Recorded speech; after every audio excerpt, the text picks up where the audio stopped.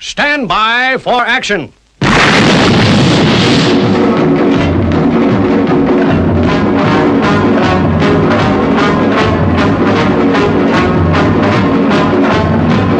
We are about to launch Stingray. Stingray! Stingray! Stingray! Stingray!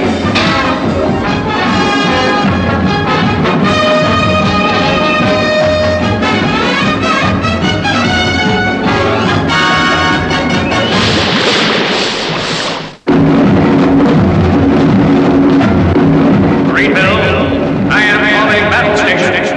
Anything can happen in the next half hour.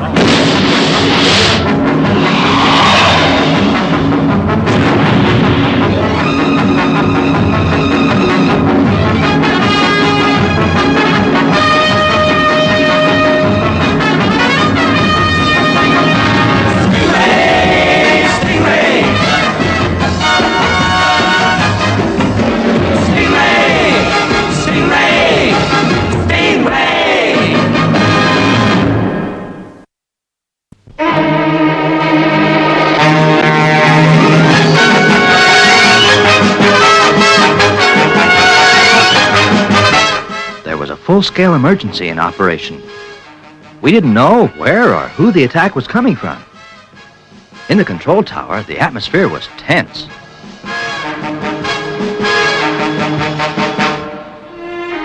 At last, the moment had come. Bones had sighted the enemy. Neither Bones nor I had ever seen such a strange underwater craft. Could Stingray destroy it? Were their missiles more powerful? Who would win the battle? These thoughts raced through my brain. There was no time for answers. The enemy was attacking.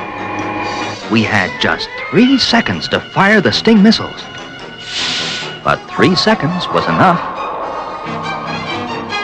It seemed like an eternity before that missile struck home.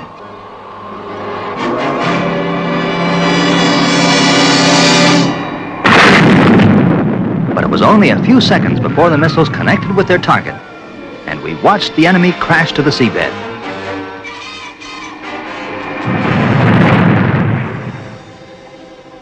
They sure were relieved in the control tower. But for us and Stingray, the danger wasn't over. The strange craft appeared undamaged, and a hatch opened in the hull. I had to take the enemy crew prisoner. I had to get over there, but fast, before they opened fire on me.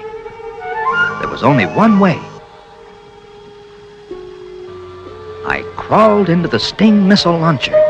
Bones took careful aim, then fired me across.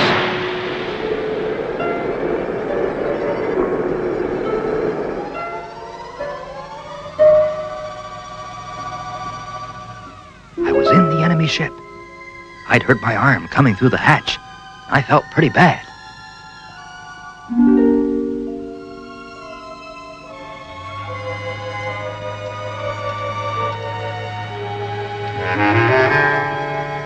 The control cabin was completely empty. As a matter of fact, the whole ship was empty. What? What did you do? Well, we towed it back to base. And now, back at Marineville, scientists and engineers are at this moment examining it. Gee, Troy, what a story. Yeah, what a story. Well, young fella, time you were in bed. Can you give me a few minutes, Atlanta? I got something to show you. Quite a boy, isn't he? Ah, it was swell of you, Troy, coming to the orphanage with me. You've really given Barry something to talk about. Any time, Atlanta, you know that. You knew Barry's father, didn't you? Yes, I did. It was a real tragedy. But don't let's talk about that. Well, what did you think of my bedtime story? Oh, fine, except that part where you were supposed to have been fired from the missile launcher and all that jazz about hurting your arm coming through the hatch. You old fraud, Troy. But I guess Barry would have been kind of disappointed to know you only slipped off a chair putting up Christmas decorations. Well, I may have colored the story a little, but basically it's true. Troy, look what I made. Gee, that's great. It's perfect. You must know every little detail about Marineville, Barry. I've got to, because when I grow up, I'm gonna be an aquanaut, just like my father was. Gee, Troy, isn't that cute? Say, wouldn't it be great if we could arrange a visit for Barry to Marineville? The commander would never agree, Atlanta. But think how much it would mean to Barry. Couldn't we at least try? Listen, I've got a little idea that might do it. Barry, have you got a pencil and paper? Sure, Troy. Now, I'm going to try and organize a trip for you to Marineville. You'd like that, wouldn't you? You bet I would. Well, I can't promise anything, but this is what you do. Write down exactly what I say. Dear Troy Tempest, you really want me to read this letter, Captain? Why, yes, sir. Like I said, it's from Barry Byrne in the Wasp's orphanage. His father served under you, Commander. Yeah, Captain Byrne was a great guy. Great guy. But even if his son has asked to come to Marineville... Oh, I know that's impossible, sir. But I'd still like you to read the letter. It's real cute. Dear Troy Tempest, I think the World Aquanaut Security Patrol is super. When I grow up, I'm gonna enlist and be just like my father. Go on, Commander. You're my favorite aquanaut, Troy. Gee, it must be great going to sea and having all those terrific adventures. I wish I could come and stay with you and Atlanta for a visit. He can't, Troy. You know the rules. Of course not, Commander. And Atlanta for a visit. Then I can meet the man my father was always talking about. If I have got a hero, then I guess it's the man who actually runs the Wasps, because he takes all the responsibility. Yeah, Commander Shore must be a real swell guy. What's the matter, sir? Nothing, Troy. Yeah, he sounds a nice kid. You know, I've been thinking. Maybe it wouldn't hurt if young Barry did come here. He could stay with Atlanta and me just for a few days. Yeah, why not? I tell you what, Troy. You go and collect him. You can stay with us over Christmas.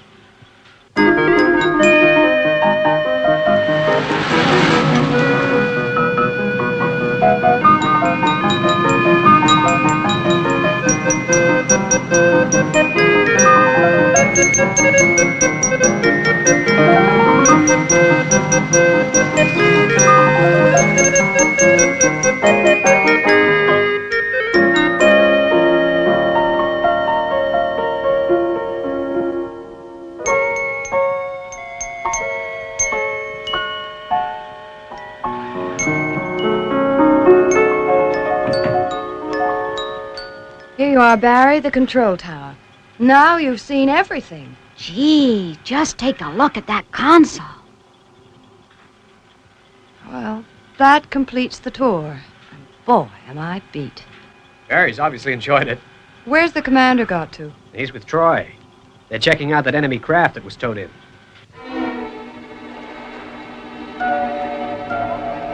It's a mystery, Troy. No doubt about that.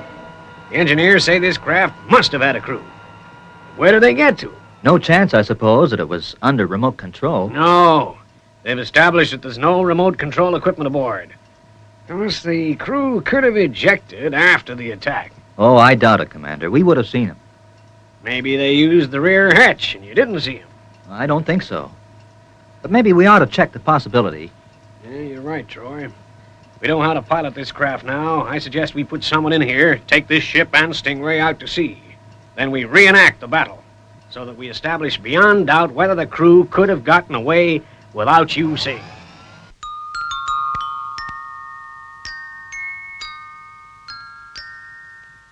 But how could the crew have got away without Troy seeing them? You can do your figuring in bed, young man. It's way past your bedtime. I better say good night. Otherwise, Santa Claus will go right past. Good night, boy. Good night. Good night, Barry boy.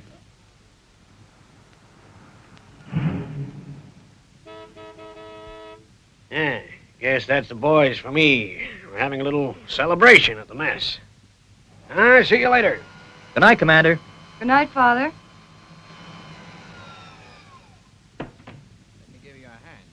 That's all Okay, I can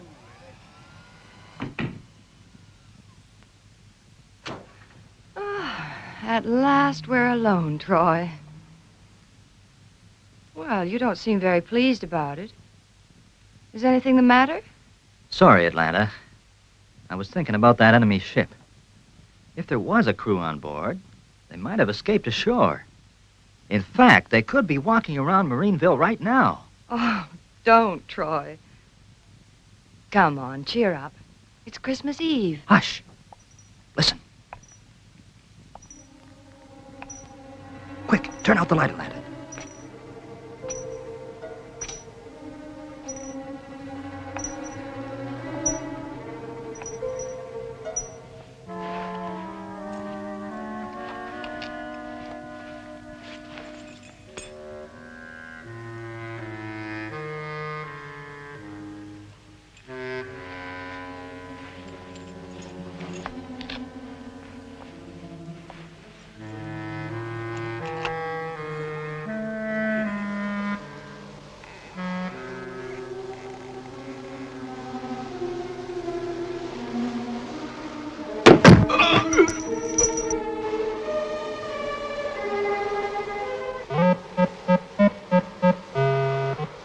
Shucks, Troy. Now, what'd you go and do that for? Phones. I'm just playing Santa Claus. A bunch of guys on the base got together and bought some Christmas gifts for Barry. I'm just delivering them. Door wasn't locked, so I came right in. I'm sorry, Phones. Guess I've got the jitters. Anyway, Merry Christmas, Santa Claus.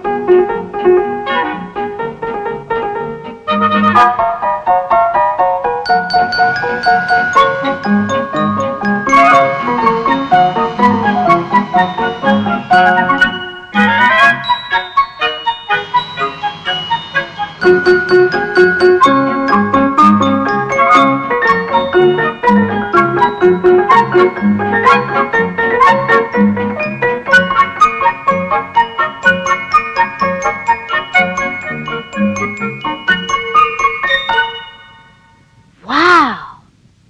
Say, will you look at this? A model of Stingray. You know, Commander, what would really make Barry's Christmas is a ride in Stingray. Stingray? Troy, you can't just go joyriding. I wasn't thinking of joyriding, sir. We could recreate that battle with the enemy craft. It's purely routine. Maybe so, Captain. But I have got a hero, then I guess it's command ashore.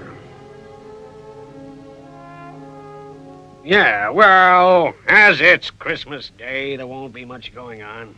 Okay, Troy, I'll tell Phones and you straighten it out with Atlanta.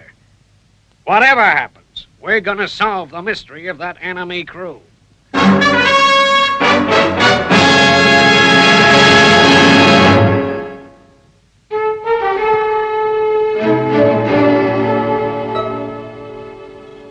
Stand by, Troy. Sounding launch stations. Okay, Barry? Yes, Captain. And let's go.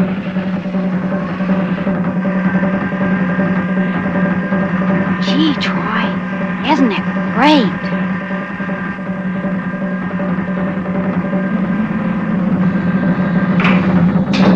Releasing injector tubes. Injector tubes. Closing number 1 hatch. Number 1 hatch closing. Phones, you're clear to go. Moving out now, Commando.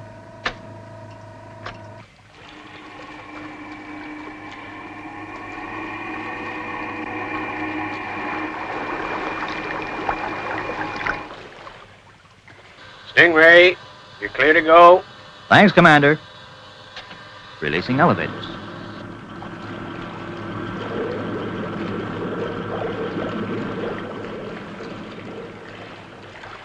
Troy and phones, proceed to designated area and contact me when in position. PWOR, Commander.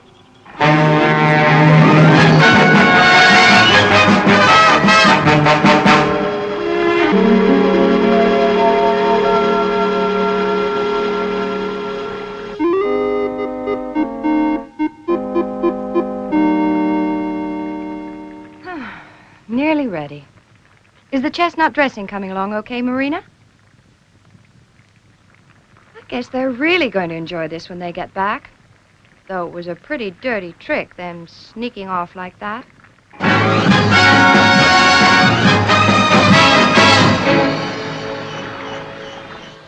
Tower from Stingray. Tower from Stingray. Go ahead, Troy. I'm receiving you loud and clear. We are in position, Commander. Okay, you know what to do. Stage the attack exactly as it happened. Without the missile, of course. Of course. PWOR. PWOR. Now, you were there, phones. Just copy every move that vessel made. Okay, Captain. Stand by.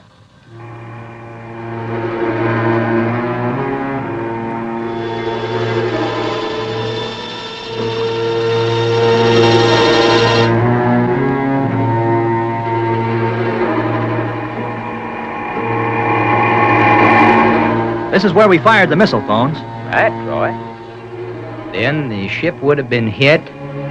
Now.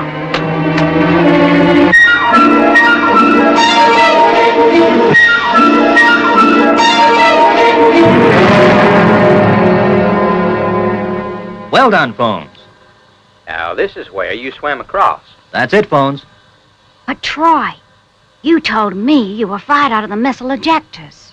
Yeah, well, that's what he really meant. Well, now you've seen it all, Barry. But aren't you going to shoot through the missile ejector like you did before? Well, no, not this time. I better call Marineville. Well, I think we've proved conclusively that the crew could not get out of that ship unseen, Commander. Did you have it in view the whole time, Troy? Oh, we sure did. Yep, we sure did. If anybody'd left that ship, they would have been seen. Well, it sure is a mystery. Okay, you can make your own way back. We'll give the problem back to the engineers. PWOR.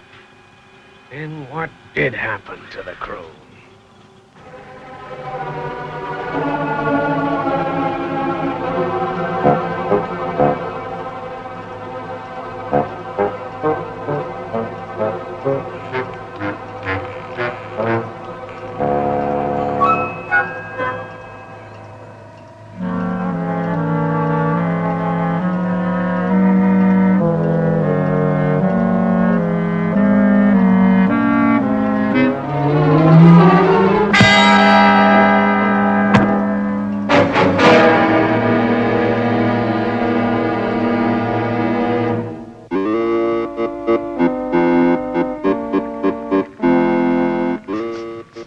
Coming along nicely.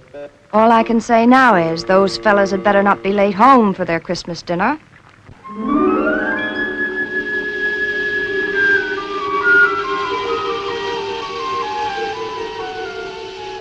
Say, Troy, why hasn't Phones answered your radio call? He's got a receiver. I don't know, Barry. Maybe it's developed a fault. We'll give him a few minutes to fix it.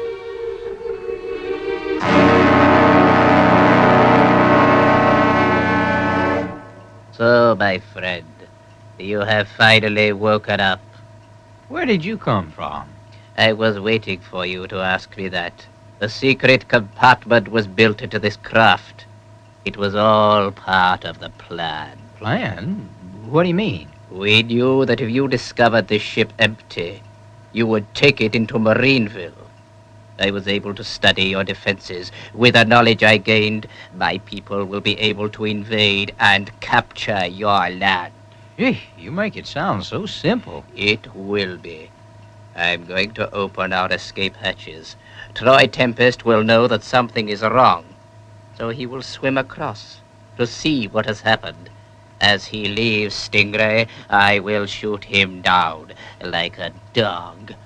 And our invasion fleet commander will be delighted when I tell him that in addition to the information and prisoner, I also disposed of Captain Troy Tempest.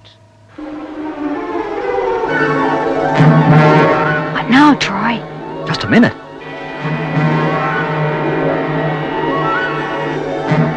Now, why would phones want to open the hatch, Barry?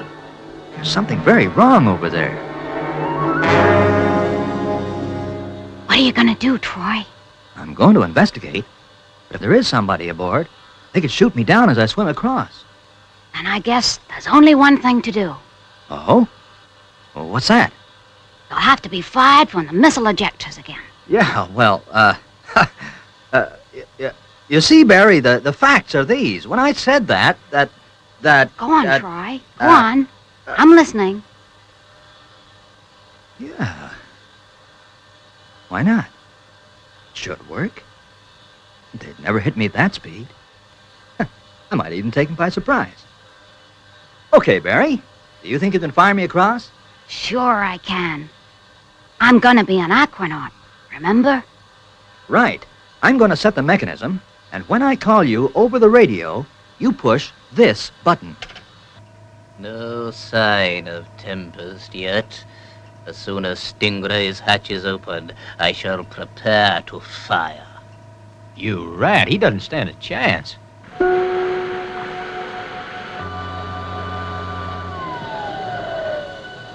Okay, Barry. I'm ready now. Push the blue button. Right, sir. Good luck.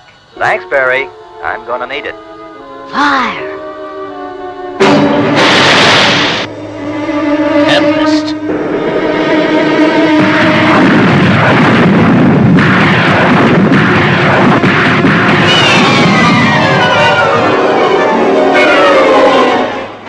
He's in the airlock.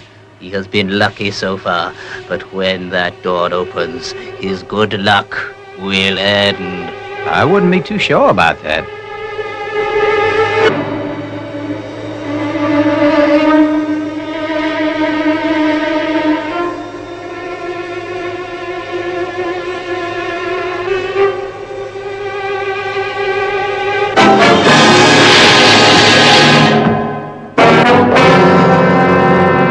Good shooting, Skipper.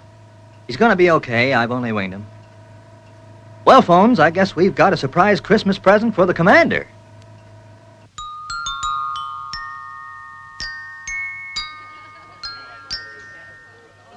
Atlanta, this is the best Christmas dinner I've ever eaten.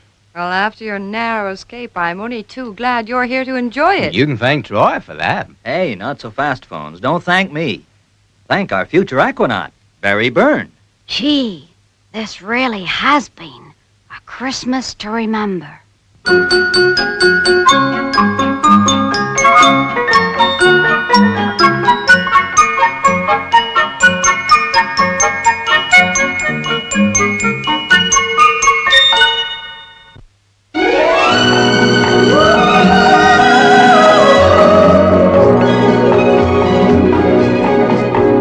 Marina, Aqua Marina, what are these strange enchantments that start whenever you're near? Marina, Aqua Marina, why can't you whisper the words that my heart is longing to hear? Your magic to me, a beautiful mystery. I'm certain to fall, I know, because you enthrall me so. Marina, Aqua Marina, why don't you say that you'll always stay close to my heart?